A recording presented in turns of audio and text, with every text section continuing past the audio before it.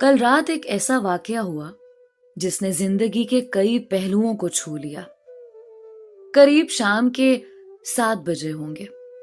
Mobile کی گھنٹی بجی۔ Phone اٹھایا تو ادھر سے رونے کی آواز آئی۔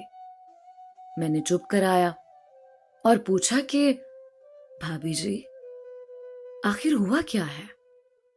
ادھر سے آواز آئی، آپ کہاں ہیں اور کتنی دیر میں آ سکتے ہیں؟ میں نے کہا آپ پریشانی بتائیں، اور بھائی صاحب کہاں ہیں اور ماں جی کدھر ہیں؟ آخر ہوا کیا ہے؟ لیکن ادھر سے صرف ایک ہی رٹ کہ آپ فوراً آ جائیے۔ میں نے اسے مطمئن کرتے ہوئے کہا کہ 1 گھنٹہ لگے گا پہنچنے میں۔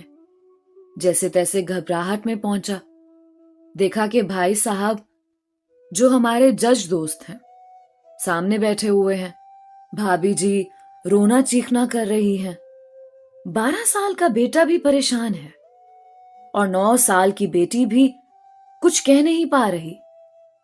میں نے بھائی صاحب سے پوچھا کہ آخر کیا بات ہے؟ بھائی صاحب کچھ جواب نہیں دے رہے تھے۔ پھر بھابھی جی نے کہا، یہ دیکھیے طلاق کے کاغذات کورٹ سے تیار کرا کر لائے ہیں، مجھے طلاق دینا چاہتے ہیں۔ میں نے پوچھا یہ کیسے ہو سکتا ہے؟ اتنی اچھی فیملی ہے، 2 بچے ہیں، سب کچھ سیٹلڈ ہے۔ پہلی نظر میں مجھے لگا کہ یہ مذاق ہے، لیکن میں نے بچوں سے پوچھا دادی کدھر ہیں؟ تو بچوں نے بتایا پاپا انہیں 3 دن پہلے اولڈ ایج ہوم میں شفٹ کر آئے ہیں۔ میں نے نوکر سے کہا مجھے اور بھائی صاحب کو چائے پلاؤ۔ کچھ دیر میں چائے آئی۔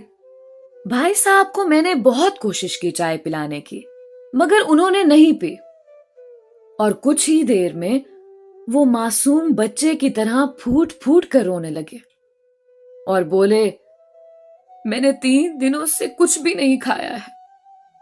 میں اپنی 61 سال کی ماں کو کچھ لوگوں کے حوالے کر کے آیا ہوں۔ پچھلے سال سے میرے گھر میں ماں کے لیے اتنی مصیبتیں ہو گئیں کہ بیوی نے قسم کھا لی کہ میں ماں جی کا دھیان نہیں رکھ سکتی۔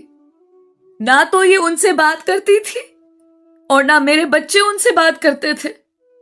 روز میرے کورٹ سے آنے کے بعد ماں بہت روتی تھی، نوکر تک بھی ان سے خراب طرح سے پیش آتے تھے اور اپنی منمانی کرتے تھے۔ ماں نے 10 دن پہلے بول دیا تو مجھے اولڈ ایج ہوم میں ڈال دے۔ میں نے بہت کوشش کی پوری فیملی کو سمجھانے کی، لیکن کسی نے ماں سے سیدھے منہ تک بات نہیں کی۔ جب میں 2 سال کا تھا تب ابو انتقال کر گئے تھے۔ ماں نے دوسروں کے گھروں میں کام کر کے مجھے پڑھایا، اس قابل بنایا کہ میں آج ایک جج ہوں۔ لوگ بتاتے ہیں کہ ماں دوسروں کے گھر کام کرتے وقت کبھی بھی مجھے اکیلا نہیں چھوڑتی تھی۔ اس ماں کو آج میں اولڈ ایج ہوم میں چھوڑ آیا ہوں۔ میں اپنی ماں کے ایک ایک دکھ کو یاد کر کے تڑپ رہا ہوں جو انہوں نے صرف میرے لیے اٹھائے تھے۔ مجھے آج بھی یاد ہے جب میں میٹرک کے امتحان دینے والا تھا